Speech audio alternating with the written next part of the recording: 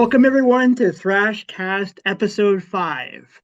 Tonight we have a barn burner of a CD to talk about, or an album, from 1991, Heathens, Victims of Deception. So that's going to be, yep, Jim's got it right there. So this is going to be a great talk tonight. But before I do, let's just usher in our team tonight. So again, my name is Ken, so I'm hosting. And along with me, I have Billy and I have Jim. How you guys doing tonight, guys? All good. Jim, you okay? Yeah, it's great. Can you Okay. hear me good? Yeah. Yeah, Yeah. we can hear you. Okay. All right. So before we start our proceedings, I thought we'd just go back to where you can find the podcast. So you can find us here at www.horrormetalsounds.com, or if you're on YouTube, you can find us at Horror Metal Sounds at KenG.2864. And we're also now on Spotify. So we do have an audio version of the podcast on Spotify. So if you're on the go and you want to listen, you can tune in and catch us all there. So before we all begin, I guess we will start off with the usuals this evening. Our news items, which is always kind of a cool thing to start off. And Jim, why don't you start us off tonight with your news item? Yeah, absolutely. Some cool stuff going on. I mean, Voivod has got a Kickstarter going on, kind of a fundraiser to finish off their documentary that they're working on. We Are Connected, and they've been working on this for quite some time. And it's really, really cool. On the Metal Voice, Jimmy K recently interviewed, Michelle Away Langevin, the drummer, and they kind of advertised the Kickstarter on there. They went over sort of the content, which is going to do pretty much the history of Voivod, and everybody has to remember that this is a hugely they've been an influence on so many metal bands. They started off as just a raw speed metal thrash, kind of a really cool sound with those kind of out of tune guitars and stuff, and now they've turned into more of a thrashy, kind of a prog thrash, kind of more into space and stuff, and it's pretty cool. And Away does all the artwork for the albums and for the shirts and stuff. And I know, Ken, you must be a huge fan of his artwork. I love his work. Yeah. I mean, so amazing, so amazing. And so anyways, they're doing this, and if you you go on Kickstarter, and you're able to if you're able to pledge some money, $30 Canadian gets you a choice of shirts. So they're going to be a limited edition just for this Kickstarter, and there's a number of different styles, artwork you can choose from. I obviously pledged, and I did the one with the city and then the kind of the stuff underneath it. It looks pretty cool. And they have if you pledge more, you can get a kind of a baseball kind of shirt type thing. But they all have Away's Voivod artwork on it. So it's amazing. So it's kind of cool. I think they're looking for about $16,000 to finish this off and to get this going. And I think it's definitely a worthy cause, and I wanted to bring it up just because, as metalheads and thrash heads, we like to support the movement, and I think this is a really important thing for Canadian thrash, Canadian metal, and for all people who love Voivod and that. I mean, this is going to be really good. And what I love about Voivod, and that goes into what I'm spinning. I brought my Morgoth Tales here. Been a huge Voivod fan for since War and Pain. I remember the first time I listened to that album, and I was like, and I saw the video, and they were wearing gas masks, and I was like, what the hell is this? This is awesome. And I gotta admit, they're so inclusive of their bandmates that have come and gone over the years. And so that's really, really cool. Like on Morgoth Tales, they bring in Jason Newsted for a song off one of the albums he was on, and Eric E. Force, for Rebel Robot and that, and it's really cool because you don't get that in a lot of bands where they'll take an era like the J Sonic era or the E Force era and include that into it. So I think this is really, really cool, and I wish them all the luck, and I hope they get this done because I really, really want to watch it. So Cool. I'm going to donate to that Yeah. for sure. yeah, And when you It's a think worthy about cause. it, $30 for a T-shirt. I mean, you're going to pay like 35, 40 for a normal tour shirt. So it's, Yeah. it's a bit of a no-brainer to support the band. oh Yeah, yeah, and and they get that yeah. one of a kind artwork. I mean, come on, and I mean, Yeah. Ken, I know you probably love his artwork. It's so cool. Oh, I have his book as well. He released an Yeah, art book. I have that book too. I love that book. It's great. yeah, No, nice. awesome, Yeah. awesome. Yeah, it's a worthy cause. I think we should all like donate. I know I'm going to donate Yeah, because I definitely want a shirt. Why not? yeah. Cool. And Billy, how about you? What's your news items and spinning this week? Yeah, so just two quick items. So what am I spinning? A newer modern thrash band, Surgical Strike. They're from Germany. This is their second album. It came out last month. It's called 24/7 Hate. And it really is just good old-fashioned thrash. You've got some influences from Germany. You got some influences from the Bay Area. So just a fun album to listen to. So highly recommend these guys. They've got two albums. That was actually all I was going to mention. But then just before the podcast, I was kind of scrolling through my Facebook feed. And I don't know if we ever, or Ken, if you ever mentioned this, but I saw Sacrifice kind of did a post today, Yep. basically confirming the new album is done. Nice. Yep. So I think that's pretty cool. I'm looking forward to that, folks. Mhm. Yeah, I mean, I got one handy here. Soldier. Yeah. Nice. Great. Great. It's not Great album. it's not the last one they did, but it was something I was recently spinning, so it was out. But yeah, I think that's pretty cool. I'm really looking forward to hear what Sacrifice sounds like in 2024. Yeah, Wicked. me too. Yeah, me too. So they did finish. I know Gus and I know Rob Urbanati got Yeah. together this week to do some rehearsals because they're playing Milwaukee Death Fest in May. So they're getting primed for that. I'm not too sure when the album's coming out. It should be very, very soon. Okay. The last time I spoke to Gus, he said that it's in the works. So we'll just have to kind of hold tight and hopefully we'll get it sooner than later. And when that happens, I'm sure we'll be able to get Gus on the podcast to talk to us about the album, and we can talk about some Sacrifice, which we're all like, raring to do, as they're one of the great Canadian thrash bands out there. So yeah, that's going to be a lot of fun. I'm looking forward to that. Yep. And Awesome. sorry, Ken, you said Yeah. where are they playing? Milwaukee Metal Fest? Milwaukee Death Yeah. Fest. Yeah. In Oh, May. okay. Okay, cool. Yeah. I'm actually going to that. I didn't realize Oh. they were playing. Oh, you did? Oh yeah. Well, then you'll be able to see them, Billy. Or is it because you mentioned Death Fest, it's not the Maryland Death Fest, is it? Because there's a Milwaukee Metal Fest and a Maryland Death Fest. That's a good It's one question. of those, so no Yeah, big. it's in May. It's in May. I know that much. But Okay. they played Milwaukee Death Fest before. Okay, yeah, it's probably Milwaukee then if it's in May. I'm pretty sure it is, from my understanding. So, Okay, yeah. cool. So I also understand that they may premiere a new song or two. So if you're going, you'll be able to hear probably a couple tracks, which would Oh, be cool. nice.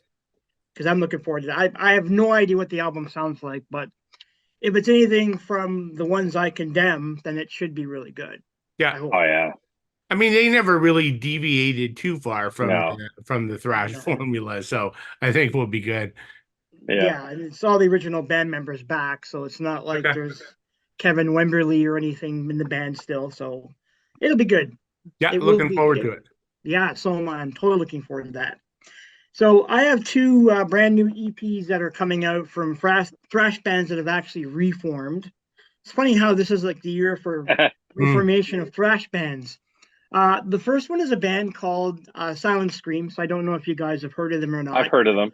You've heard of them? Okay, yeah. So Yeah. they released one album back in 90, I think it's in 92. And then they actually folded in 94, which is kind of funny. So a few years later, they were out. But they reformed in 2016, and they do have a new album called Slaves. And I think it just came out on Friday. So hopefully you'll be able to hear that on the Spotify. Well, actually, no, sorry. It is on Spotify because I did give it a spin over the weekend. So that's pretty cool. It's nice to see original thrash bands come back and play music again. And then the other one, you guys may have seen this on Facebook, the band called Sithlord.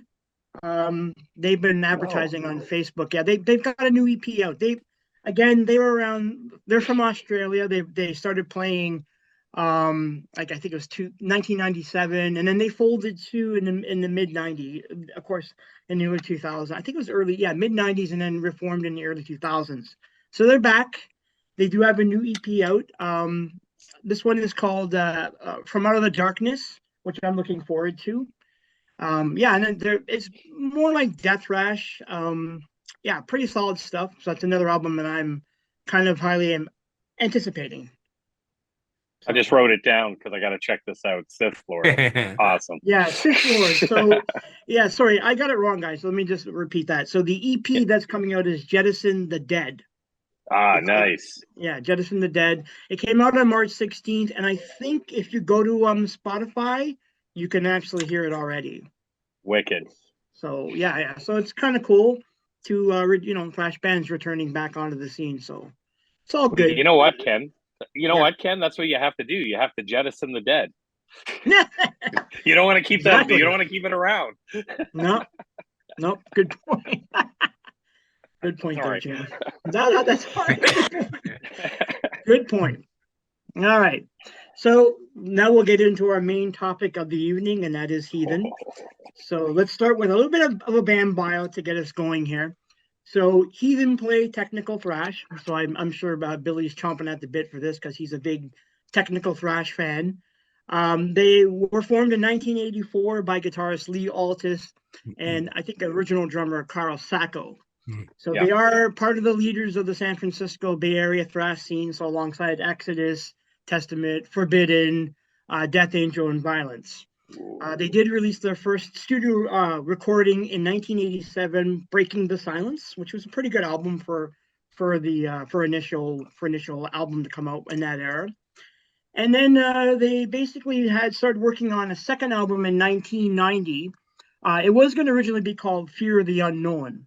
However, they had some monetary issues, is what I've read, and they weren't able to get it together. Plus, they also had some issues with getting a permanent bass player, so that really that's where the band struggled most.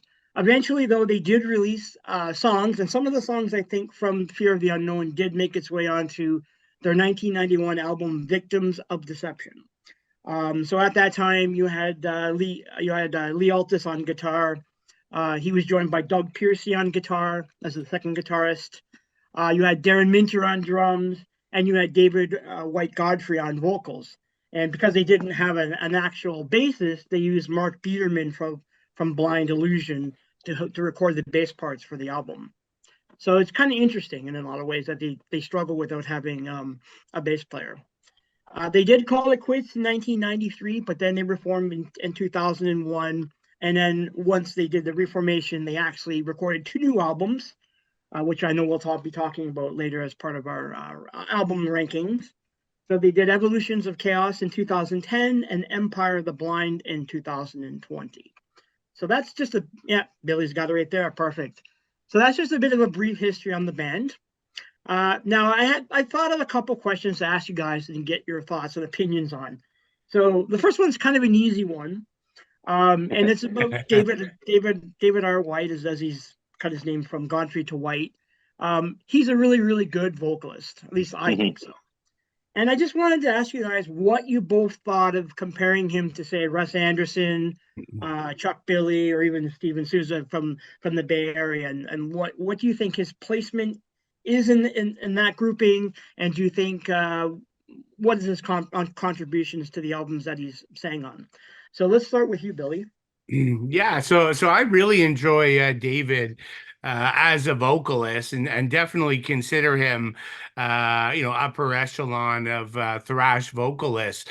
I mean, comparisons are always kind of tough, right? Mm. It's sort of a matter of like personal taste, but I mean, a few general thoughts. I mean, uh, where I like David best, hands down, is like Victims of Deception, right? Yeah. Like there he's basically showing us his full range. So that's where I think the material on that album and his vocals can stand with the best of Testament or Yeah. Anthrax or Forbidden, right? But in fairness, this is like one album. If you look at Empire of the Blind or the debut album, he's much more one dimensional, right? It's more of like Right. thrash based vocals. So it's a little harder there to without that dynamic range that he has on Victims. It's kind of hard to say he goes up to the top two or three. And there's only four Heathen albums, right? You throw Right. in Chuck Billy and he's on 13 records. So like there's Yeah. not the sheer volume of output to perhaps put like David in the this super elite like top 3, 4, 5 singers. But that being said, particularly on the Victims material, like I think he's right up there in that top of the second wave of thrash singers, for sure. Okay, cool. Yeah, I would agree with you in mostly on that album. He is top notch on Victims. He's fantastic. Almost to me rivaling Russ Anderson in a lot of ways. I see there's some similarities There's some, between the yeah. two. Not he can't quite get the range, but No, he's close. At yeah, times on the songs he's close. yeah. So Jim, how about you? What do you think about all this? I kind of really go back farther. I think on this album, especially, but I feel he's kind of very like a Neil Turbin from Hmm. early Anthrax. In this whole album, especially, you hear that, but I put him on the upper echelon as well. I mean, Chuck Billy, Testament. I kind of have I love Testament, so I don't even consider them a bit of the second wave, or even Exodus for that matter. I would maybe cancel if I could only take some of Metallica and throw Testament in there in the big four. I definitely would. So, and Chuck Billy, a singer like Chuck Billy, you've got he's the voice of Testament. So you couldn't. I mean, they've only had one album there. I think it was the demonic one there that they had that they kind of went into a different sound with some maybe unclean, more black metal sounding. But he's got a great vocal range. I find what you hear is what you get on this album. And this album, I got to admit, I hadn't spun it in a while, and I ended up buying another copy of it. And this is probably out of the second wave. This is probably one of the best thrash albums that you can get from that second wave. I mean, it's right up there with Twisted into Form, Mhm. and I absolutely love it. But yeah, he's got great thrash compared to the first album. He's got great thrash, clean vocals, and I think pure technical thrash, which is so important. You have to have those clean vocals, and this has it. I tell you, this could have been an Anthrax record. Hmm. I honestly think that, and Turbin has a belladonna sound too. So this, Right. I have a couple in my notes. Even with a couple of the tracks, definitely I've got Neil Turbin's name in there. I've got some Anthrax sounds and stuff like that, but no, he's up there in the top end, and I mean, I think he's a talented singer, and this is a talented underrated band. I mean, anybody looking for pure thrash, this album definitely it in my mind. Yeah. Okay. I think one thing I forgot to add there was, I mean, at the end of the day, David is an incredibly underrated singer. Yeah, This album is incredibly underrated, and the band Heathen themselves are incredibly underrated. Like Yeah. it's just a damn shame to tell you the truth. I mean, I'm sure you guys agree with that. Oh, totally agree with that. Yeah. Totally agree. And then maybe that's an idea for a show one of these times. We should do maybe Yeah. our top 30 or 40 thrash albums. I mean, I know I'm reaching. I mean, they got to be thrash, and I mean, it'd be filled with these gems on there, and this is exactly one I think younger thrash fans need to check this out. This has to be even maybe even re-released, and and I know there's a lot of versions out there, and but and I know they're looking at working on a new album, which is great. And I mean, their last release was 2020, so they are relevant in my mind. But this is just such a good album. No arguments for me. I don't think any of us here would argue that. So no, awesome. Yeah, I mean, I see both your points. I hear some Anthrax, but I kind of lean more to two bands. I hear Forbidden and I hear Metallica. That's the two bands that I kind of, Metallica for sure. And that's going to lead into my next question. I wanted to ask you both. And I go to the site, www.classicthrash.com. If you guys haven't checked it out, go check that site out. It's a great site for like thrash albums from everywhere, old, new. So I often go there and look at the reviews. The guy who writes the reviews he has a bias at times, but I was reading his review for Victims of Deception, and he loves this album. He actually in the review feels it's better than And Justice for All. So it's a bit of a bold statement, but it's opinion. Everyone has an opinion, so whatever. He feels it's a classy sound. So based on what he was just saying about how he thinks it's a better album, what do you guys think in comparing that album, Victims, to Justice? Do you have any thoughts about it? Do you think it's close? Because I think the two bands are very, very close. How about you, Jim? I can see that, but I mean, on both these albums, on Justice and this, I don't think there's enough bass on either. And there is a couple of songs here that are heavy on bass, but I think this album, just like maybe not as in your face, they turned down the bass as much. And maybe it wasn't on purpose. Like we know the behind the scenes garbage that was going on with Newstead with Metallica at that point. Was he a real member? Was he not? I mean, Cirillo now, at least he's been cemented in as a real member. And I don't think Newstead ever had that total feel that he was 100%. I mean, he was coming in to fill some big boots from Cliff, but I have to go. This is a fantastic album, and I think if I compare this to the Black Album, this wins 1,000%. But I just have such a soft spot for Justice, and Justice is the last true Metallica album in my mind. So I hold on to that. But this, my God, this is just such a good album. I mean, I probably like it, and this is a bold statement. I like John Bush, but I like this better than the Bush era Anthrax. And I love Stone. I love Sound of White Noise, and I love John Bush. So I don't want to come off like I'm insulting, but this is such a good album, and I think it beats that more so than Justice. Just my opinion. Okay, fair enough. What about you, Billy? What do you think about it? Yeah, no, I think those compare. Like I read that little review as well. Yeah, I mean, interesting. So I do think, and you may have said it, Ken. Like David does sound a bit like a Frankenstein of James and Joey in a way. Like he could be gritty, but he can also do the clean highs. So it's kind of the best of both worlds.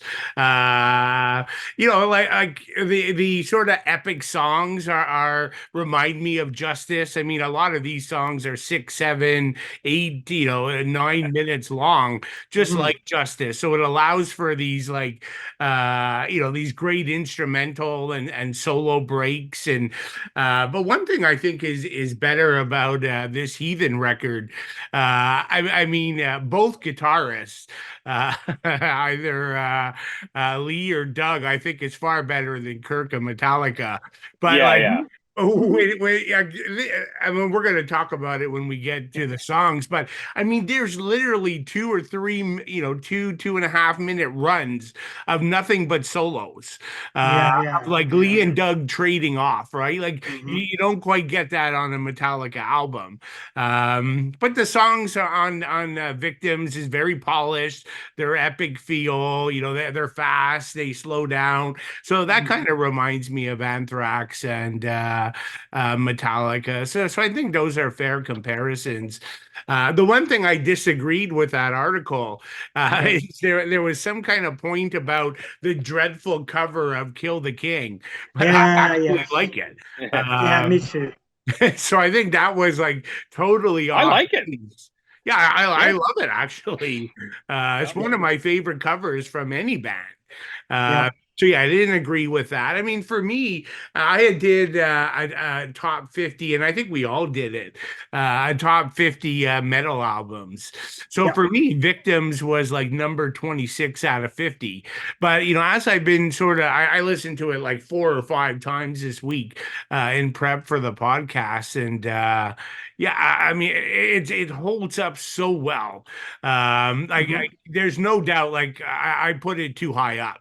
Like if I redid my list, I think it deserves to get into, either the top, 8, 9, 10, 11, 12 spot. That's how right. much I love this record. I just needed, to sit down with it and dive back in. So yeah, I mean, I think it's fantastic, and I think it should be compared.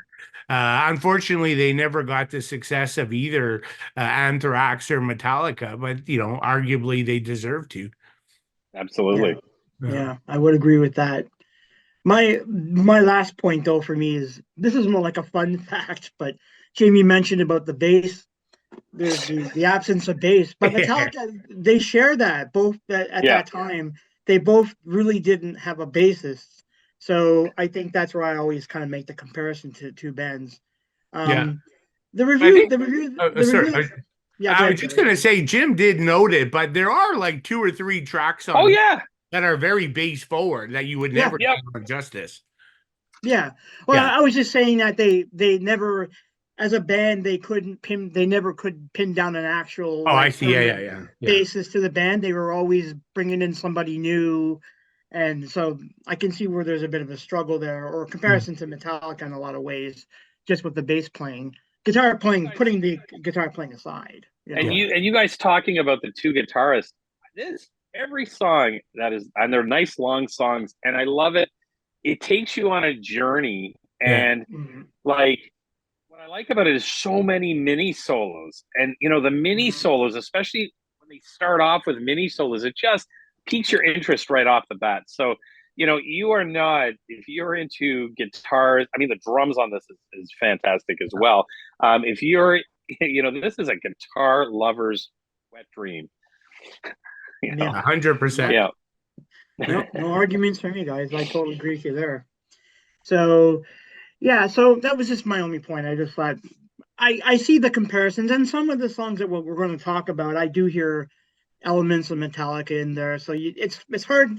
I guess it's hard not to write music and not have Metallica in the back of your mind, because yeah, we all know that Justice is a juggernaut of an album. Everyone loves it. Everyone talked about it. It was huge when it came out. yeah. So I could see any other thrash band. Of course, they're gonna want to try to write music that honors Metallica. But this album, I actually, in a lot of ways, may beat Metallica on some levels in terms of the style, especially with the riffs and the solos. There's just so much of it on the album. But Well, if oh, Metallica came out with this as their new album, I would be a 100% fan again. of course you would, Jim. I I think know. we all would. I Sorry. think no Let's argument not there, bud. let's not hold our breath on that one. Yeah, I don't think that's ever going to happen. Yeah, That's well beyond their time now. But oh well, right. it's just the way it works.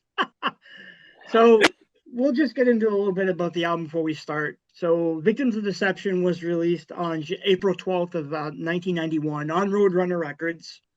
Um, the album is considered to be more technical, progressive, a lot of many tempo changes, complex song structures, and odd time signatures. Plus, as we mentioned, lots of solos and generally very, very long songs. So it's a epic album when we all pretty much agree with that. So we'll start with the first song on the record, and that is Hypnotized. And Billy, why don't you start us off with Hypnotized? Yeah, no, for sure. So what an opening track.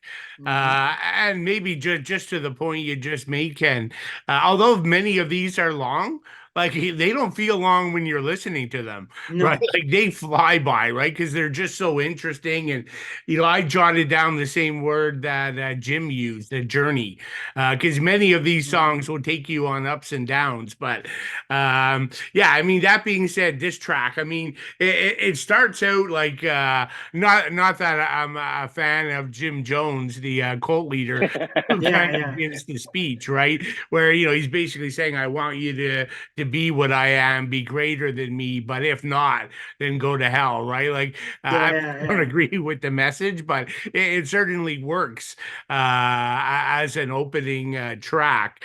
The uh, it's just something that they do so well, right? To shift between a thrash and melody. And so that's going to be a common theme across all the songs. So this is no different. It's melodic, but it's also heavy at parts.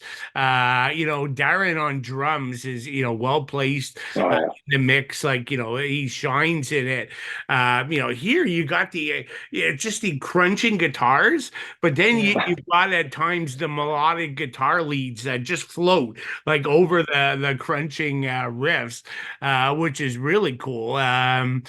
David White, I mean, here's one, he's very versatile here, like just great vocal melodies. And this is one where he gets into the upper range, which I do like. I mean, he can be gritty at times in the song, but he also gets there. And this is going to be probably the biggest theme. We all said it, the guitar solos. Yeah. I mean, just mind blowing. They just let loose on guitar. That's fantastic. There's technicality embedded in the song. There's some unexpected time changes and shifts, so that's cool. It's just brilliant. Like a track like this. Well, hell, the whole album is kind of in my sweet spot. So I'll leave Yeah. it there. That's a mouthful.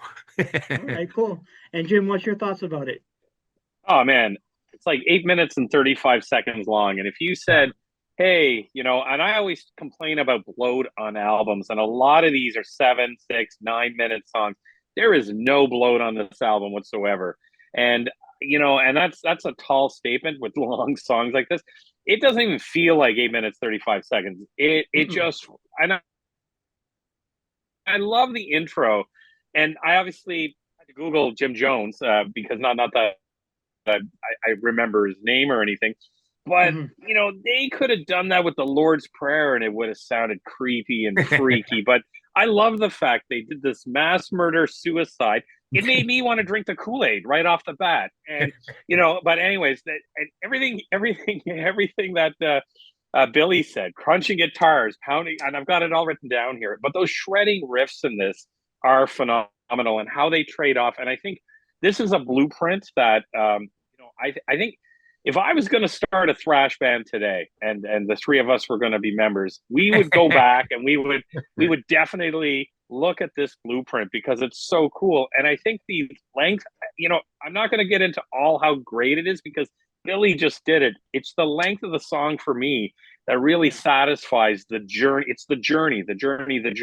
And each song takes you on one. And I absolutely love that. But I love the speech at the front of it. I just think it's so creepy and cool, and takes and then when you know what it's about, it's even more creepier and cool. So I absolutely love this song. Yeah, but I think they're trying to make a point Oh yeah, with the Jim Jones in the sense that if you look at the lyrics, basically they're criticizing organized religion and sort of calling out people who follow blindly. So I think the fact that they picked that little Jim Jones thing, I actually like the Jim Jones thing, because they kind of put this little filter into it, so it sounded even more creepier.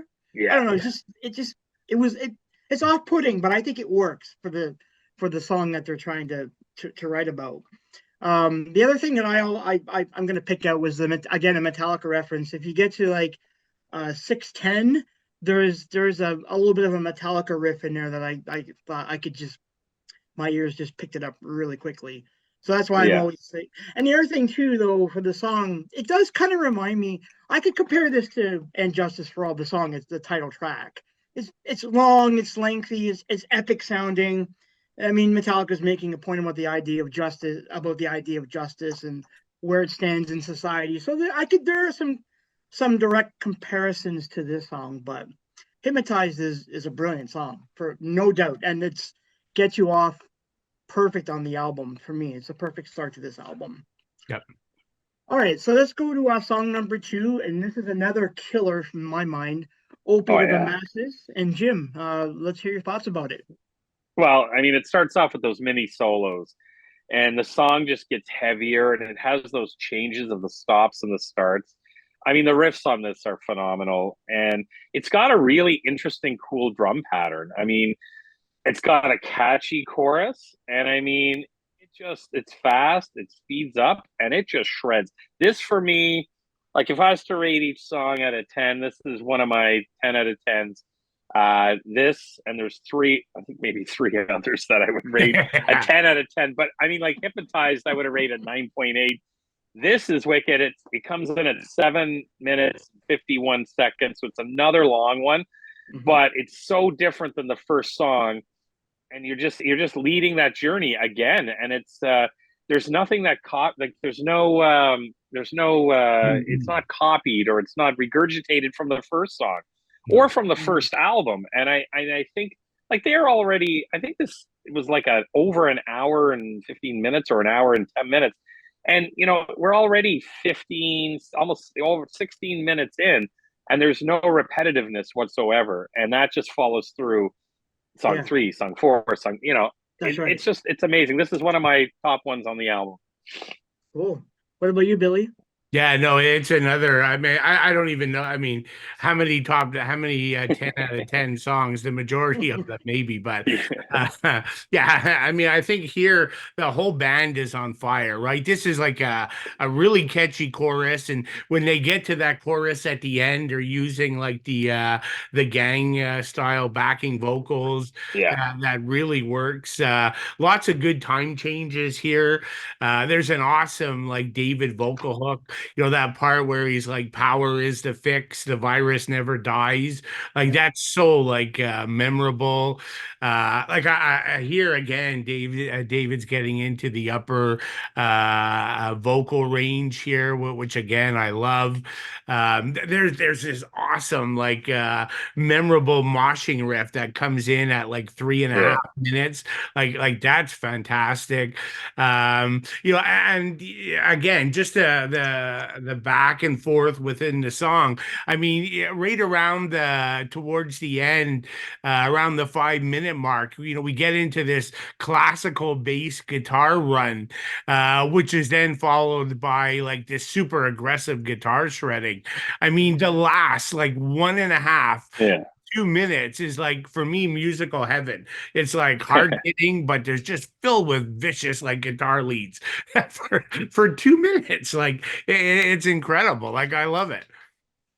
Yeah, I would agree. Yeah, you guys are both bang on with that. I think though where I like what the song is, again, I look at what they were trying to say lyrically here. And the song kind of critiques through a historical context the idea of how humans crave power and how it's like a scathing indictment about, you know, how humans become so corrupted by it. So I think it's another great song with great riffs and lots of chug. And I always thought at the beginning that chug that you get from the start, there's like Ride the Lightning vibes there. I'm like, oh, yeah. I was picking out a lot of stuff. I mean, maybe I was conscious of trying to pick out a comparison to Metallica, but I very much after this song see it as well. So that was my two main thoughts about the song. But I would agree with you guys. It's another 10 out of 10 for sure. Super great song. But the next song, Heathen song, is another one that I really, really like. Yeah, Jim knows it. What do you think about that, Billy? Yeah, no, I mean, here it gets even longer, right? The track now we're getting into 9.5 minutes. Like 8 minutes is too short of the Yep. previous two. But this is probably for me like the biggest example of like Jim's reference to it being a journey, right? Like it Mhm. starts with this beautiful melodic guitar intro, and David's doing like clean vocals, but then he lets out one of his best, like two or three screams on the album, and then the boys just take off, right? Yeah. The drumming and bass rhythm is just relentless. The massive chugging riffs are back. But then again, like it'll stop and slow down, right? The melodic guitar is back, and the melodic vocals are back, like around the halfway point. Then we get back into the thrash. And then it repeats again, right? It'll go back and also kind of get slower again. So it's basically three times. It's like up and down, up and down. So that's kind of the journey. But just another awesome track, and no doubt it's one of the best on the album. Yeah. Yeah, that's right. And what about you, Jim? Oh, 10 out of 10. The album's just getting better. And like, again, we're like 25 minutes into the album. There's no slowing down. This has a Metallica sort of fade to black makeup of the Yep. song. So you start off with, Yep. could this be a ballad? You have that kind of weather sounds, like maybe a bit of wind at the start. And then it breaks into that acoustic. But then I love the fade out at the end of the acoustic too. And it goes on for quite a while. So it's just, and it explodes like Billy was saying. And just like how it doesn't sound like Fade to Black, it has that vibe of where Fade to Black starts off and then it just boom explodes. And this would be, there's one other song on here that'd be close to maybe a power ballad, which is another 10 out of 10, by the way. I'm telling you, and you know which song that is. But that's just so cool. We're 9.5 minutes. That would be like a rock opera or a concept album. Like we're talking storytelling King Diamond style, but this is just such a kick-ass tune. One of my favorites on the album.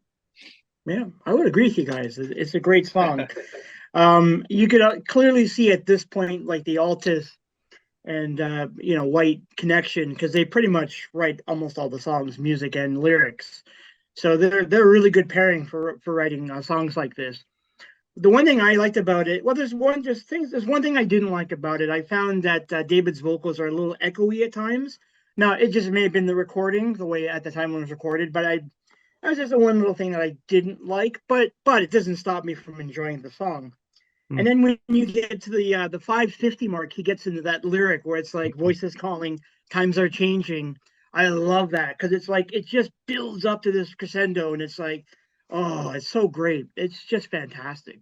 Yeah, But that's overall, actually some of his best vocal work and yes, vocal lines at that point you're talking about. yeah, Yeah. exactly. And the whole song is about finding your place in the world. So it's poignant for maybe even at the time for the band themselves, like trying to find their place in the music industry. But it's a great song. I do. Oh, yeah. I do want to point one thing out though that there is an outside credit to someone by the name of Jim Sanguinetti, who I don't know who he is, but he's Right. credited as writing the song with Altus and White, which is kind of weird, but still, it's a great song. There's no question about that. Fantastic song. So, Jim, I'm going to go to you on this one now because you're always the one that's like, no cover songs at the end, please, please. So I'm going to you on this one because it's where it probably should be. So, what do you think about Kill the King? Today's the anniversary for Rainbow's album that had this on there. So that was on the Metal Voice, and I commented, and I even put in there, you have to check out the Heathen version of this song, and everybody pressed like. And this is, first of all, it's a really light song of only 3.5 minutes, but here's okay. You're looking at Rainbow. You're looking at this is a classic. So you're thinking, okay, this can't be good. This is a highlight on the album for me. I love it. Um, I don't care that it's not their song. They do such a good job on it, and I can imagine they make it their own. And I mean, it's just a good thrash version of the song. They take a traditional metal song, and I'm a huge Rainbow fan, and they just absolutely they put it on the top shelf. And I mean, I got to be honest. I like if I had first, I probably when I first heard this, I probably didn't even realize that it was the Rainbow cover at first. I probably just thought it was one of their songs. It's that good. But I mean, now I can listen to this. This is definitely not in my covers, my hatred towards covers. And I absolutely love it. It's a great song, and there's like I say, there's no filler on this, and this is not. Would I like another one of their songs? Sure, add another song at the end. Keep this in. Okay, cool. I figured you'd like this song. I thought about you right away. Like, oh yeah, Jim's gonna go on about this. I knew it. I just knew it. But what about you, Billy? What do you think?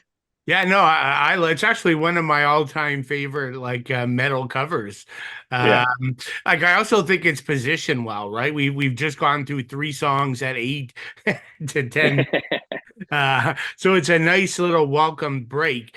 But like, yeah, as I was re-listening to this through the week, I was thinking of like Jim's comment about last week on the Sodom podcast, where if you're gonna do it, you got to kind of make it your own type of thing. Yeah. Yeah, And yeah. that's why I think I like it so much, right? This is a heavy, thrashier version of the original, and it doesn't sound out of place, right? It's not like you're going through a thrash album and here's My Sharona. Like this thing is like this thing works perfect. And so David's got to be compared to a great singer here, but I think he Yes. makes it his own, right? It's a thrashier version, but he still keeps the melody and some catchiness in there. And I honestly think, and Jim, you may have said this, but like if somebody didn't know this song and you listen to it, like it fits so well on the album, you would actually swear this is just another song Yep. because it doesn't sound out of place with what came before it and what comes after it. Because they made it their own. So yeah, I'm a big fan. And to be honest, this might be controversial, but I think it's better than the original. Okay. Ooh. All right. That's cool. I haven't heard the original in a long time, but yeah, I like this song quite a bit.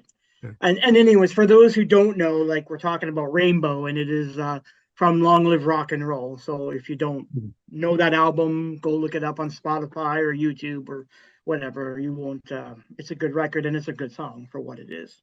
So, all right. So let's move on to track 5. Now we're halfway through, so it's a lengthy, as Jim's been saying, it's so lengthy but so good at the same time. So we have Fear of the Unknown. What do you think, Billy? Yeah, so another great track. We sound like a broken record here, but like really cool opening. It's kind of ominous and creepy. You get some bass forward lines here. Yes. Like it starts with the bass and guitar lines, and then you don't necessarily expect it, but wow, it just gets like super heavy, and you can tell the bass is really up forward. In the track. I think David's vocals are incredibly strong on this one. He gets into like a very upper clean range. His vocal phrasing and just it's so memorable the way he sings the lines. There's a great instrumental break at 4 minutes. Again, this common approach they do, this like super heavy like galloping rhythms and riffs, but then there's like these clean leads like going over top. Like it's done so well. Like it's the best part of this song, and they do it for like well over a minute. So yeah, just fantastic. And then there's another like really good like memorable time change just above the 5 minute mark. It's such a good hook. I love it, and another great chorus. So yeah, another brilliant song on this album. Yeah, for sure. And what about you, Jim? Oh, 7 minutes. We're back. We're back to the marathon, and I love it. that he's, everything Billy said. But I love the fact that for second line in this I wrote was a great bass track that comes through. You can really hear the bass on this one, and I think this has a really big Metallica vibe. Yeah, And I mean the solos are amazing, and it's a great song. And again, you're on your fifth song, so you went through the cover at a cover that was a bit lighter in time because it's the original song. Then you come through and you're going back to your own material, and bam, you're still at that just over 7 minute mark. I think it's fantastic thrashy song. yeah, for sure. And you're right about the Metallica chug. There's a heavy chug here that just like screams Metallica to me. Yeah. I love the chorus. I think the chorus is great, and I love the way that David sings it. And lyrically, we're going back to some like complex themes. We're talking about how how the unconscious mind is affected, and I think it's interesting. So they like lyrics that are really lofty. They don't go for this nihilistic stuff about the end of the world or anything horror related. They're very, very specific, and maybe a lot like Forbidden in a lot of ways, especially on Twisted in the Form, which is very similar style when it comes to lyrics. But yeah, it's a fantastic song. No arguments from me. So we'll go to number 6, and that's Prisoners of Fate, which is another interesting song. What do you think, Jim?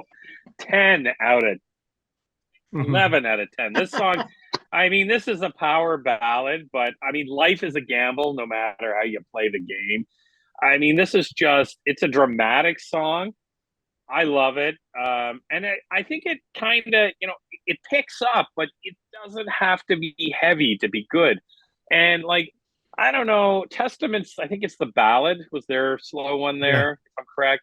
Kind of Chuck's voice on that was kind of like, I don't know. I don't know if I really, I mean, I like it, but I don't know if I like it as much as I like this. This fits. The vocal is better. And you don't have to be super, super, you don't have to have a mega thrash and just go, go, go, go, go. This is just a really well done song. I absolutely love it. It's one of my favorites on the album. And you know what? I listened to that this evening about 17 times. I love, well, maybe not because it's longer, but I listened to it a ton of times tonight. And as soon as I'm done here, I'm probably going to throw it back on. It's so awesome. Cool. And how about you, Billy? Yeah, no, it's another great track. I definitely like it a million times better than Testament's the ballad. That's for sure. Yeah. But yeah, no, for this track, it's kind of the contrast, right? They go back and forth a few times between the heaviness and the melody, right? It's just really good songwriting. But for me, I just have to call out the best part of the song is like towards the end, there's these like outstanding dual guitar leads. Yeah. And like it's a complete shred fest, like which you wouldn't expect when you're in a song that has a lot of like melodic sections. And then the damn song even ends in the middle of the solo, right? Like they're going so crazy that it's like mid solo on the song ends. Like, so yeah, like it just that's a big surprise to kind of have the song end that way, but it works so well. And even when you want to add on how it repeats Prisoners of Fate 4 times at the end, it's so great. It's just so great. And I love that chorus. The chorus is fantastic here. Life is a gamble no matter how you play the game. I almost for a second there go, is this like a Triumph song? Because some of their earlier records kind of had songs that were discussing things like this. So I was like, oh, it's kind of cool. But it's a great song overall. There's nothing bad about the song. The acoustic opening is really, really great, and I guess it is the closest thing to a ballad to some degree because of the way it starts, it stops. And is it comparable to like say Fade to Black? It might be a little bit. There's some slight comparisons there, but this song is another ripper in some ways. But yeah, it's a great song overall. So let's move on to song number 7, and that's Morbid Curiosity. And Billy, what do you think? Yeah, I mean it's more of the same. Mhm. Another great track. This one for me has a lot of like unexpected musical shifts, so that's pretty cool. The faster pace works well Mhm. coming after the last track. So again, they're kind of thinking about the pacing. Yeah.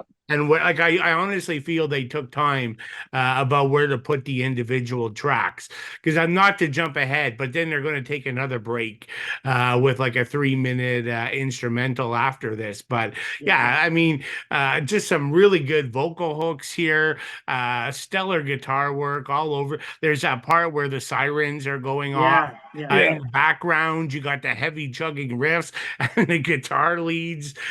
Super heavy ending to this track. Like again, more fun here. Yeah, for sure, for sure. And Jim? I wrote riffs, riffs, riffs, wicked thrash song, and I mean, it's just it's exactly it. I mean, they speed it back up so they're like, okay, we're gonna take a little bit of a more musical interlude for Prisoner of Fate, and then boom, we're going back down to business of what we know what to do. And I mean, it's a great song. You know, it just flows so well with the album, and I agree with Billy. You know, I think they sat whoever helped them produce the album to find where they wanted where the songs sat on the album. They did a bang up job because it's just perfect in that sense, and that's a perfect spot for it. Yeah. Oh, for sure. It's probably their darkest song lyrically because I mean, the whole song's about the idea of how they're sort of drawing the idea that how humans are flock to the idea of tragedy and misery and how we're Mm-hmm. fascinated by it. So I think it suits and the music really much suits the lyrics. So yeah, it's a really really dark song, and yeah, it's a rager all the way through. At least that's what I wrote down in my notes when I was listening to it this week. But yeah, it's another great song. Yeah. All right, so now we're going to the short interlude again with the instrumental track, Guitar Mini. And Jim, what do you think of this song? I like it. I mean, it's interesting that we have a instrumental and it's still at 3 minutes 30 seconds. Like most Mhm. instrumentals, the bands put on, especially around this time frame, they were like a minute. And they wanted to show off sort of maybe some part of their playing. But this is just another instrumental, bang on guitar, guitar, guitar. I would like it maybe to be a little bit faster. That'd be my only kind of criticism, but Mm. I think it's just it's really good and it shows off their chops. And hey, why not? And I like the fact they put it later in the album, so they've got Mhm. we've already gone through a cover, we've gone through, I guess you could consider it maybe a ballad, but you've had some massive, massive thrash, and then you're going to go into kind of maybe something a little bit more technical, and then we're going to head into some really great stuff. So Yeah, but it's a journey, as you mentioned. This yeah, song is like a journey to me because you have the soaring melodies and you have all those dynamic shifts. It's a really good song. yeah. Yeah, I like this song too. What about you, Billy? Yeah, no, I think it's done very well. Again, placement like in between Morbid Curiosity and Mercy is No Virtue, like two like lethal thrash type songs. So I think that works well. And all I can say is at that 1 minute mark, that like soaring emotive guitar note, like that's just one of again, it's a simple little thing, but it's one of my favorite parts of the album. It just soars for like about 10 seconds. It's fantastic. Like to me, I actually get like some early Marty Freeman, like from his solo Oh work, yeah, okay, yeah, Dragon yeah, Kiss. Good point. yeah, Um, yeah. I can or see that. Marty and Jason Cacophony style, Jason Yeah, Beck. yeah, yeah. I can To see me, that too. that when I hear the guitar work, that's kind of what I'm getting out of it. And so they don't thrash. It's a lot more about like feeling. Um, but yeah, I mean, 3 minutes. Hell, some of these other songs probably have 3 minutes of soloing built into it. So I mean, I would have been fine if they explored this theme for another couple of minutes and it was a 6 minute track. I would have been okay. Yeah. Yeah, yeah, but it's still good. You need that little break in between Yeah. songs. because now we're getting into the final track. Mercy is no virtue. And Jim, I'm going to go back to you because I know you like the idea of albums ending off with a banger, and this is what you're going to get. So, what are your thoughts about it? Oh, I mean, it's awesome. This is just, man, they ended on such a high. It's another 11 out of 10 song. And it's just, I mean, the heavy riffing on this and the drum beats, and it's just got, I mean, it gets heavier and faster. It's 6 minutes and 28 seconds long, but it just keeps going and going and going and doesn't give up. And I mean, it's just, and I love the change ups in it. It's just, you're on song, you're already at the end of the album, and there's no repetitiveness throughout all of this. And I think that's that. Some of these songs are anywhere 9 minutes, 6 minutes, 7 minutes, 8 minutes. I mean, I think a lot of bands in this, a lot of bands nowadays really need to kind of sit up and take lessons from like an album like this, because it's so groundbreaking. And this comes out after all the Keen Metallic albums, after Megadeth's big albums, so there's after a lot of stuff that's already gone on, and they still made and this song just it's like leaving it all out on the field. That's what they did. Yeah, no doubt. And how about you, Billy? Yeah, no, I mean, this thing's balls out heavy from the very first note. And you guys already mentioned that this is the way to end an album. Yeah. I mean, it's interesting here. Like David singing's extra vicious here. He really gets into thrash mode, but he still has the addictive, like melodic parts as well. I think this is another track where Darren's drumming really stands out here. There's some great fills, and I get some good double bass drumming at parts of the song, and I just totally love the instrumental break at about 2.5 minutes. Like, it's just perfect. Like, it even gets groovy for a little bit. It totally goes in unexpected directions. But then the complete best part of the song, and this is the way to end this album. 4-minute mark, we basically get into the most stunning guitar solo trade-off for the rest of the song at 4 minutes. Yeah. So we basically do 2.5 minutes of guitar solos. It's just incredible. Like, it just puts a smile on my face every time. Like, that is the way to end a great album, and they did it. So love it. Oh, absolutely. Now, I also compare this to Metallica's Dire Z, because in the sense that there's a lot of really fast chugs, and they ended Justice off with a song where it just doesn't let up. I mean, it might not be as dynamic with the solo work in there if you're comparing it to this album, but I think the two songs very much are close in a lot of ways. So that was what I noticed from it. And I also like the fact that lyrically, this is the kind of song that Metallica would write, because you're in the lyrics, you're talking about the idea of justice and the idea of getting vengeance, and so it's kind of an interesting topic for a song. And I know Metallica likes to cover those kinds of songs in their music, but I find there's a really good comparison. But at the end of all of this, it basically does cap off the album in a great way. I was reading one review online, and this one guy was saying, "Oh, this song should have been the first song on the album." I'm like, No. Are you kidding me? I'm like, no, you saved the best for last. Yeah. You saved the Rager for last. You don't put that as your first song, because I mean, like, I can't imagine having Hypnotize as the last song. It doesn't work. But it's not like Hypnotize is like a bad song to start the album. No.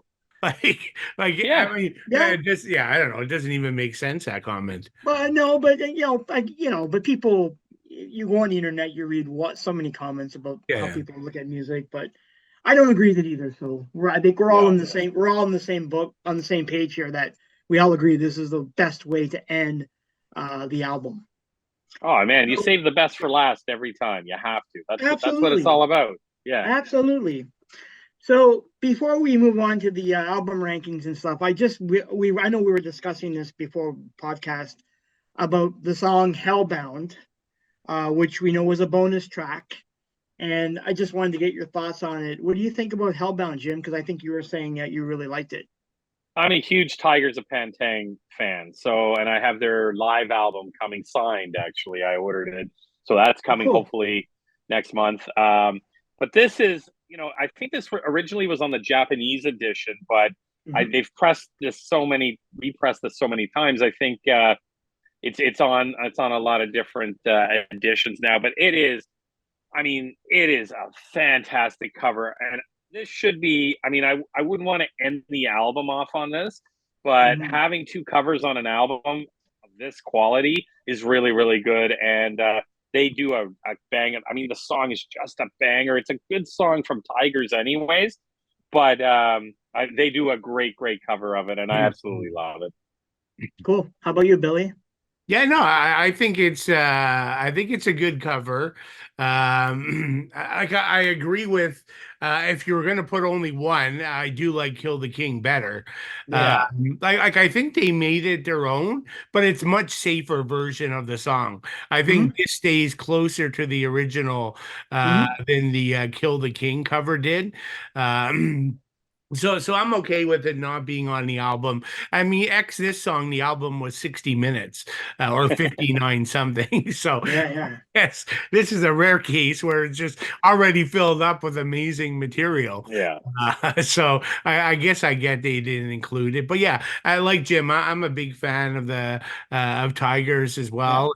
And but yeah, my only knock is it was probably they played it a bit safer on this one, but still great. Mhm. Yeah, I could see that, but I guess they're trying to honor the Tiger song.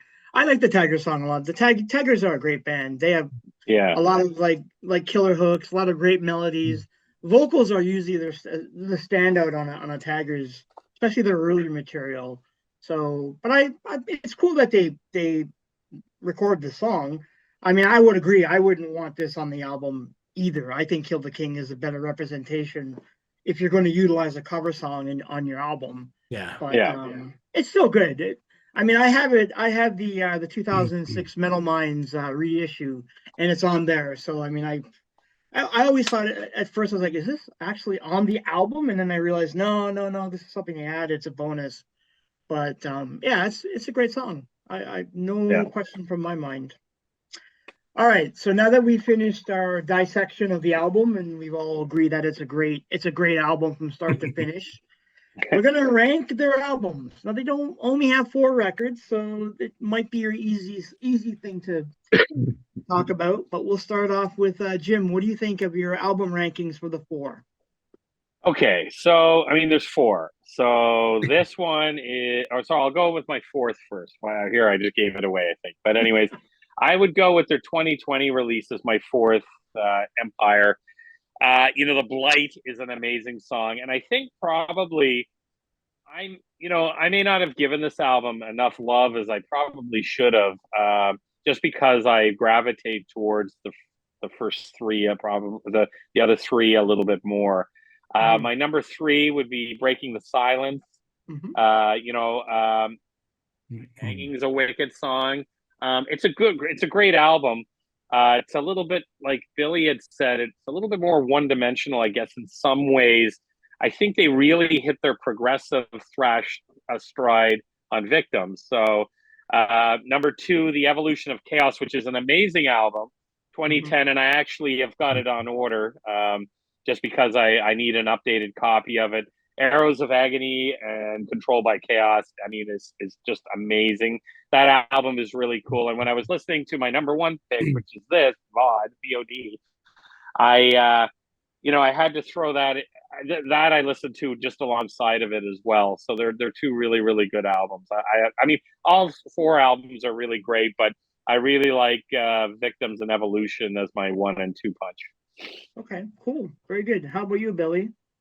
Yeah, so for me it was my first choice was easy, my fourth choice was easy, and 2 and 3 could flip. Like I changed it like at least 3 or 4 times. So and now I'm maybe even regretting it already, but what the hell, we'll just go with it. So like Jim, I'm doing Empire of the Cool. Brain number 4. Yeah, I mean, I think I probably, like Jim, spent the least amount of time with this Yeah. one. I remember this arriving at one of those times where you've got like a couple boxes a day coming, and so it was a bit of bad timing. But I Mm. have listened to it, like I think enough to judge it. So I do think four is right. It's way more like thrash focused. I mean, the songwriting is more one dimensional. Like there's not a lot of that contrasting like melodic parts that you get from the other two from Evolution and Victims. Um, so yeah, I mean, and I agree with what Jim said. No bad Heathen records here. No, Like No. like something has to come four. last. Um, so yeah, so number three, and again, this was the struggle for me. I went back and forth, but I'm doing Wicked album. Okay. Evolution of Chaos. So I mean, there's some killer songs on this album that's as Yeah. good as stuff that they've ever done. But in fairness, like to my ears, like it's not 100% consistently strong, like Victims is. Um, yeah, I mean, there's like a 20-year break, but David still comes back and he still Mhm. has that wide vocal range. The killer riffs are still here, the solos. This also still has the varied songwriting, so that's good. But like I do feel the first half as a whole is stronger than the second half. Like I love the first three tracks. I think they're fantastic. But I mean, nevertheless, I was super happy to get this thing in when it came out after such a long break. So number three for me, I'm going breaking the Nice. silence. Excuse me. So, I mean, this was a tough one. I mean, this is indeed more one-dimensional songwriting, but I guess it's something I've had forever, and I just think it's like a classic thrash gem. Very underrated, as we said. The whole band is underrated, but it's old school thrash, and the production, is certainly raw. But it is kind of cool as I re-listen to it. You do hear hints of the melody that would come later on Victims. I mean, they're hints. I Yeah. mean, it's not a melodic album, but just the songwriting's not as mature. But that's kind of where they were at the time. So, and then of course, nothing, no more needs to be said about this. Exactly. So Yep. that's number one. Uh, Okay, cool. End of Cool. story on that one. Oh, and actually, Okay, just one so other yeah. thing I'll just add there. I Yeah. actually posted these four albums on my Instagram account and asked people what their favorites Okay. were. I had quite a bit of feedback, and every Okay. single person, I mean, every single person picked this as Yeah. their number one Heathen album. There It's a wasn't even a no-brainer. single person to debate it. No, it's a no-brainer. It's a Yeah. no-brainer. Well, my list is pretty much your list, Billy. So I mean, I had the same order of albums. Um, I think that the modern sound is okay. Now, I think the addition of Crag and Lum from Prototype changes their dynamic quite a bit, and maybe that's what we're both like all three of us are kind of hearing is that stylistic change. Yeah, they're both good thrash records. Empire. I'm with you guys on the fact that I haven't given it a full like I've listened to it and then I put it away and come back to it, but I haven't really given it a lot of time. Evolution I gave a lot of time to, and I agree with Billy that it's half of it's good and half of it's just okay. I don't mind it. There are some, Agony of Arrows is a really really good song. But yeah, I mean, it doesn't really rise above to say a level of Victims. I put Breaking the Silence at number two because yes, it's a classic thrash record. It has weak production. I don't like the production of the album at all, and you can see where they up the ante from the first album to the second album with the production and the crystal clear guitars, and Yeah. you hear everything. But on that first album, I don't know, it's a bit shoddy for my taste, but I still like it for as a classic thrash album. And I was reading that when they were playing this live, people really gravitated towards it. So Yeah, so it's okay, and we all know that Victims is pretty much the the gem of the bunch. You can't go wrong with that album. It's No. pretty damn good. Okay, so I know we also, because it was a short 4 album discovery, we decided that we would discuss the best thrash metal albums of 1991. So we all did a top 10, and yeah, we'll move into our next section and just discuss what you guys think the top 10 albums of 91 are. So Jim, why don't you start us off? Sure thing. So, man, what a wicked year for thrash. I mean, Absolutely. wow. Number 10, I'm going with Canadian Razor with Open Hostility. I mean, Sucker for Punishment. Razor, some of their albums, I just love Razor. I want to do a top 50 thrash or a top 100. Anyways, number 9, Coroner's album, Mental Vortex, is really, really cool. That Semtex Revolution song on it is kick ass. Number 8's kind of a weird one, maybe. I don't know if you guys are going to pick this, but I went with Wrathchild America 3D. Okay. Kind of, I don't know why I picked it. I like Forever Alone on there. It's kind of a very safe, maybe thrash. I don't know. Maybe I don't know. I don't know why I put it on there, but I did. So, anyways, I'm going to move on. I like the first album though. Climbing the Walls was really that's a thrash album. Second album is not so much. Yeah. It's got some elements, but I think maybe I was leaning on the first album a bit, and maybe I just thought I'd give it some love there. But number 7, Dark Angel, Time Does Not Heal. That Pain's Invention Madness is wicked. Number 6, hey, Nuclear Assault. You know, I mean, Out of Order, wicked album. Number 5, we're starting to get to the creme de la creme here, Pestilence.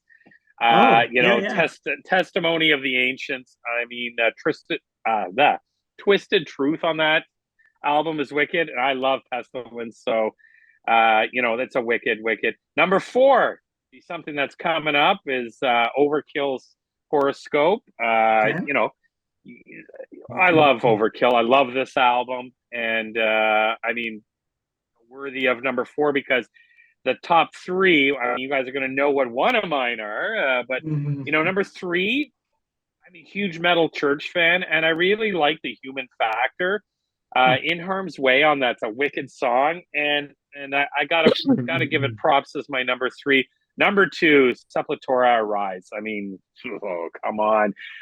It's probably my second or third, maybe my third favorite Sepultura album. I love Beneath the Remains would be my number 1, and maybe my number 2 would be Chaos AD. But this was the album that got me into them, and then I went backwards and just have been a fan ever since. And obviously, VOD, Heathen. There's nothing else to say. Victims of this album is my number 1. So Okay, cool. So what can number 1? It was the best in my mind thrash album that was released that year, and I would put it might even be one of the best thrash albums released this year. I don't know, it's just that good. It's just that good. Yeah. Cool. That's my list. Well, okay, cool. So you and I match 6. I had 6. Oh, wow. So we matched 6. That's interesting. But I think I'm going to have something that you guys probably won't have on it, I'm pretty sure. But all right, Billy, why don't you go ahead? Yeah, well, I had one I was struggling with because, of course, 1991, death metal was really getting up to speed. So since Jim included Pestilence, I'm not too worried about what I included up ahead. I ruled that one out because I thought it was too death metal. But okay, so number 10 for me is Tourniquet, Psychosurgery. Good album. So just a very underrated Christian thrash metal band. I mentioned them in the past before. The Christianity themes, not in your face. Just a great thrash record and some nice musical surprises there. Number 9, we have a match to Jim, Dark Angel, Time Does Heal. Like, I always argue this with people, but to me, this is my favorite Dark Angel album. Oh, really? It has the songs are more epic. It has the most mature songwriting. I think the band's in fine form. And hell, the hype sticker on the vinyl record, I still have it. Basically says like I don't know, X number song, 60 minutes, and 246 riffs. Nice. So That's it calls awesome. out all 246 riffs. So number 8 for me is Devastation. I Yeah. a I was tree. going to pick that. Just a Yeah. great Texas thrash band. I had a chance to meet these guys on a couple of my visits to Texas, so that was a cool experience. But this is just great, like fast and energetic thrash. But there's Mhm. also like death metal leanings, Mm. particularly in some of the vocal style. But just some great riffs and really good moshing parts, and just such an underrated band, in my opinion. And then speaking of underrated bands, for me, number 7 is Anacrusis, Manic Impression. Yeah. I love that band from I picked up their very first album as a blind buy Mhm. and just loved like Ken Nardi and his vocals and his guitar approach. Now this album's getting a little bit more progressive, a little bit more technical, and a lot more melodies coming into this thing. But I mean, the songwriting's fantastic. The hooks and earworms on this thing is like second to none. And it actually, like vocally and hook wise, it kind of shares some similarities with Victims. But number 6 was another favorite of mine in the 80s and 90s. And again, so damn underrated. Forced Entry. Uh, Oh, Oh, good. it's Uncertain Future is one of my favorite Yeah. records. But As Above, So Below, that's not as good as Uncertain Future, but it's fantastic.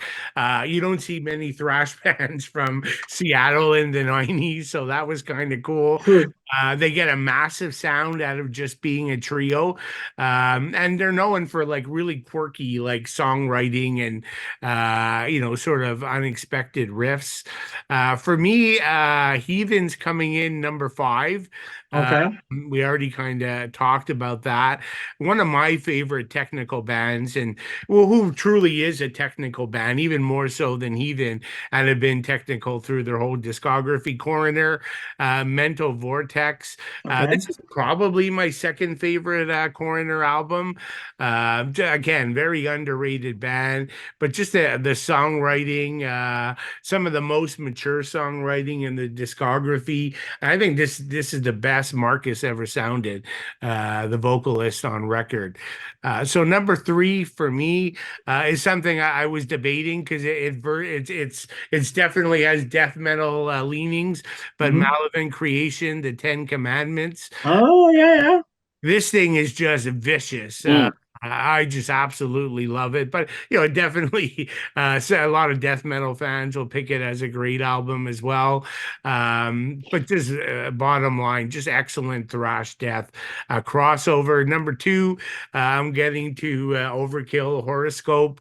For yeah. me, second best Overkill album Hmm. after Years of Years Decay. of Decay. And yeah, I don't need to talk about Overkill. You guys, everybody knows about Overkill. But I am going to say one point: the 1-2 punch of Live Young, Die Free, a Nice Day for a Funeral is like that's worth the Yeah. price of admission on this album alone. Yeah. Uh, Absolutely. Yeah. I just love that. And then number 1 for me is my second favorite Sepultura album, Arise. Nice. Mhm. Beneath the Remains. Yeah. For me, Arise was a disappointment, a slight disappointment after Beneath the Remains, but Oh, it's yeah. still an excellent album.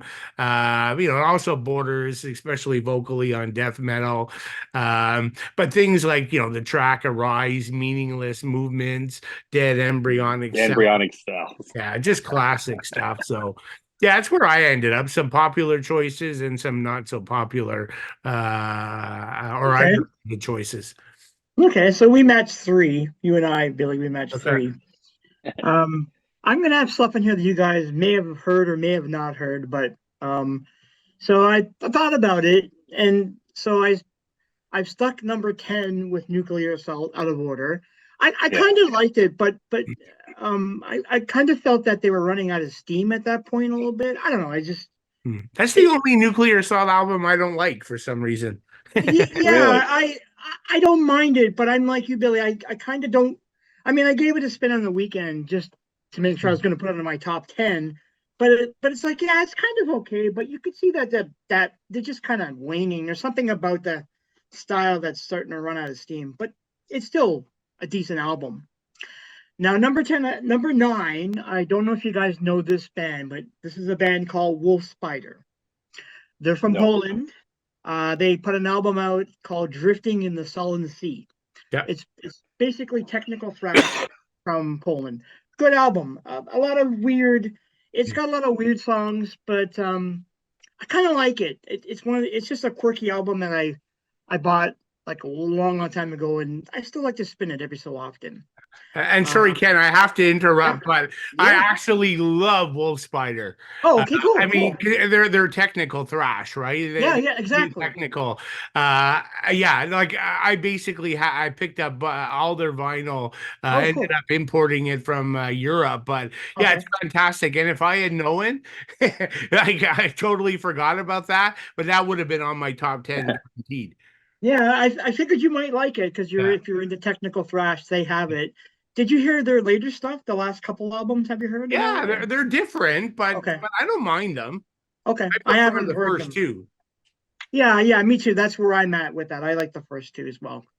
Yeah. So number 8, I decided to put Rigor Mortis versus the Earth from Rigor Mortis. I love that album, and I love it because I like Mike Scaccia, and I know he passed away and all, but Mike had large contributions to the industrial metal scene in the 90s, and for me in the 90s, I was really big into industrial metal, because Mike worked alongside McMinistry, Revolting Cox, Buck Satan. He has a huge output.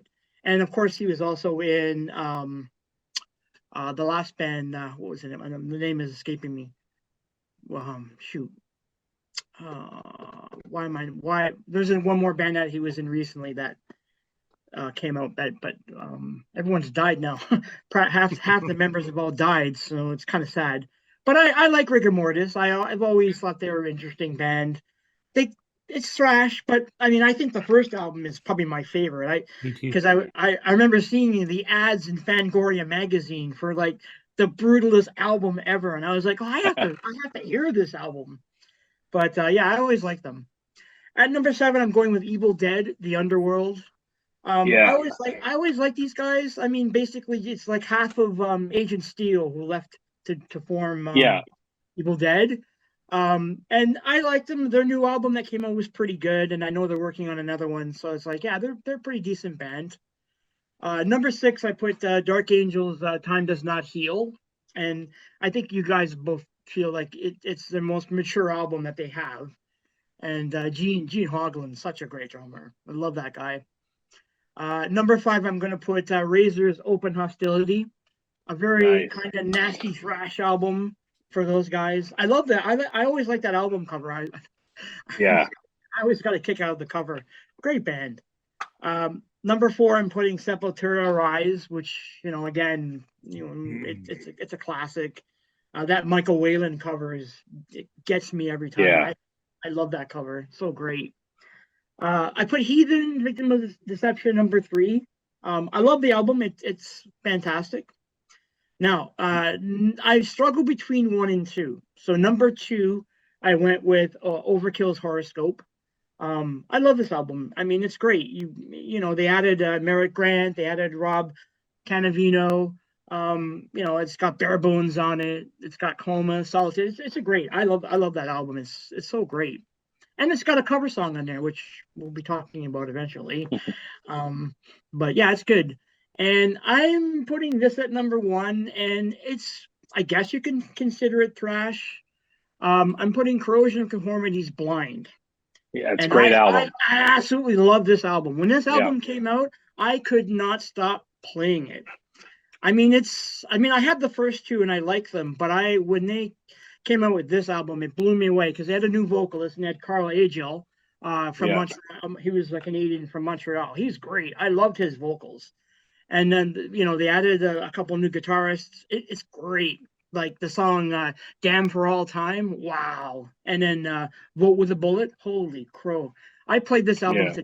I loved it so much. I played it over and over and over. It's like And it's their next album, Deliverance, was freaking amazing as well. yeah, exactly. Yeah. All their albums are good. I just thought this Yeah. one, they kind of leaned into more to the thrash side of Yeah. things, and it's great. I mean, that vocalist Carl Agel, he's fantastic vocalist. It's just too bad he was only on the one album, but yeah, it's a great album. So that's pretty much my top 10.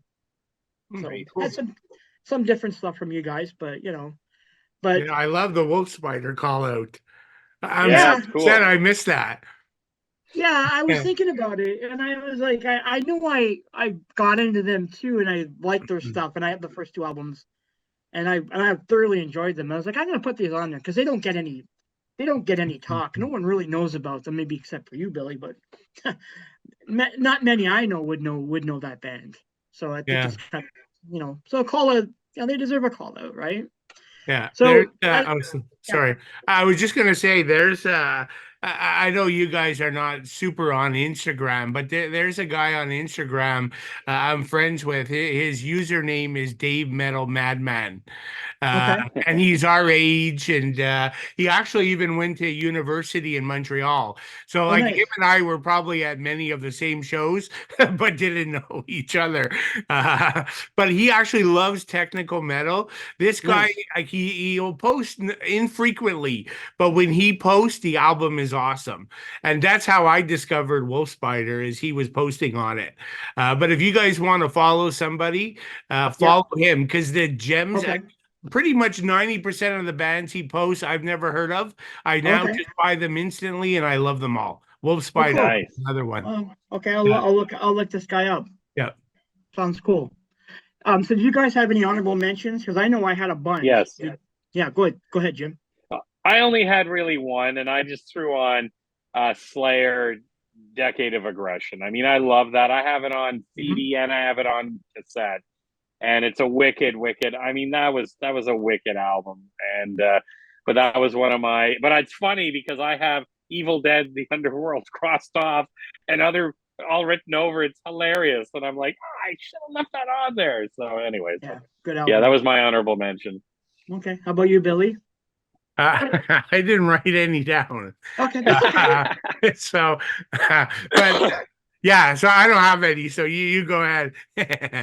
Okay, no problem. But I'm assuming you would Wolf Spider would be. Well, yeah, no, I think I beat that right? one to death already. Well, as soon as we're done this, I'm checking out Wolf Spider. Yeah, and I'm not getting into things like Death, the Human Owl. Like, No. I'm not leaving the thrash genre, where we'll be here all day. Yeah, pretty much. So, like for me, I had Coroner, Mental Vortex. That was one, and then you mentioned Devastation, Billy. I had that too. I had another band that I kind of like, which I bought like not long ago. Is a Sadistic Execution, and the album is called The Magus. Love that album. It's like it's kind of thrash, but it's death. It's kind of weird, but I left it off. But it was one of the ones I noted because I thought it was worth noting. And then Sarcophagos, the Laws of Scourge was the other one that which I also liked but didn't have on my list. But I mean, there's more than I thought. I was when we first were talking about doing best albums of '91. I was thinking, well, I don't know, but then I start to realize that there's a lot of albums, and you just forget these things. I was forgetting so many albums, like oh yeah, this album and that album. Like Forced Entry, for example, I totally forgot about them, and I like those guys too, but I totally didn't even think about them. So it's kind of funny. Right. So okay, so we've pretty much wrapped up everything that we were talking about tonight. But does anyone have any final thoughts about Heathen or anything they want to add before we close it out? I hope fans, if they're not familiar with it, check it out. Start with this album, and but you can't go wrong with any of the four. So no, I would just make one brief comment. I saw Heathen last year And yeah, I mean they were fantastic live. So if you guys get a chance to see them, recommended. And the only thing I'd say is I don't want to say disappointed, but when they actually covered the victims' material, David pretty much sang them in the same vocal style as Oh, Empire of the Blind. He okay. didn't do any of the high, or I mean I don't know. I mean I guess maybe he's a bit older, but yeah. So that was the only negative. But that aside, they ripped it up on stage, so they're worth seeing. Okay. One question for you, Billy. So how does Craig and Lum fare in this band now? Do you think he's Yeah, I think he was pretty good. okay? Yeah, like live, he has like is a good stage presence, and Okay. so yeah, like I don't mind him. Yeah, I really got into Prototype. I liked his band Prototype quite a bit. So I was like, it's kind of cool that, although that band's kind of, I don't know if they're done or defunct or whatever, but I mean, he's pretty much, a full-time member with Heathen. But yeah, he cool. even did a guest solo on the new Yep, Atrophy record. that's right. Yeah, yeah. Brian mentioned that. Which was kind of cool that he actually he Yep. brought his name up. But yeah, that's a cool connection. Okay, so before we go next week, we'll make this announcement now. We are covering Overkill, and we've already Mhm. discussed it during our talk tonight that we are doing Horoscope. So that should be an interesting talk next week. Oh And Yep. damn, I yeah, gave away my ranking already. oh, I said what my number one and two is.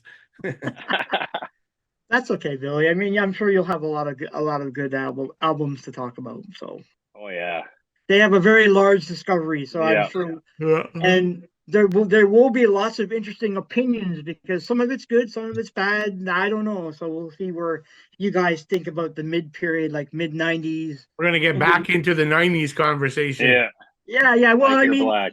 we have to bring it up because I mean they were out of all the thrash bands, they were super active. I mean, Yeah. God, how many albums do they have now? Like what, 15, 20, Yeah. maybe?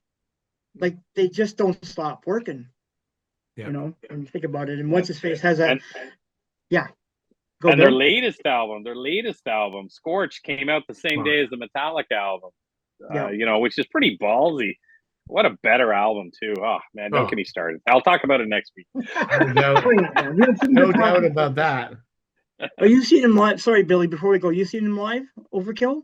Who, me?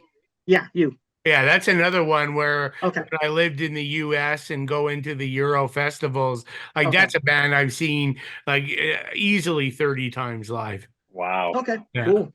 Awesome. So we'll Like, hear I all about remember that next seeing week. them in like I would follow them on the run, like Baltimore, Philly, New York. Oh, Uh, Nice. nice. so every tour I would see them at least like 2, 3 times. Cool. All right. So we'll hear Cool. all about that next week with our topic on Overkill. And with that, guys, let's sign off and have a great night. Yeah. Have a good night. Bye bye. Bye.